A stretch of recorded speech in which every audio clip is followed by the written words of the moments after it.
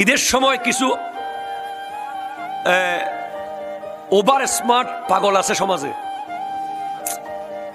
এটা নিছি যে বেটা ব্র্যান্ডার, বেটা কথা বলেন না, ঠিক কিনা জোরে বলেন।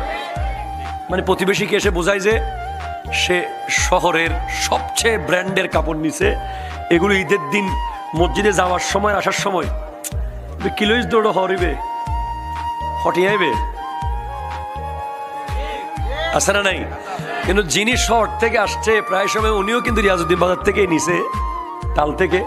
কিন্তু ভাবসাপে এমন, মানে প্রতিবেশীকে বোঝাতে হবে যে আমি শহরে থাকি, আমার কাপড় শহুরে, আমার জুতো শহুরে, আমার সবকিছু শহুরে, আমি শহরের মানুষ, তুমি গ্রামের মানুষ, এটা বোঝাতে হবে। আরেকজনের সাথে শুদ্ধ ভাষা বলে, অথচ তার ভাই যেটা বাড়িতে থাকে তার সাথে শুদ্ধ ভাষা বলে না। ওটা কেন আসস?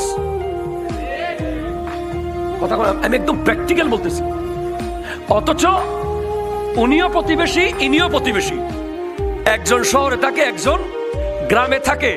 শহরে যিনি থাকে ওনাকে শুদ্ধ ভাষায় কেমন আছো, তোমার আম্মুরা আসছে, ভালো আছো? আর তার সাথে আরেকজন পাশে যে আছে ওরা হরজর, কথা কোনো ঠিক কিনা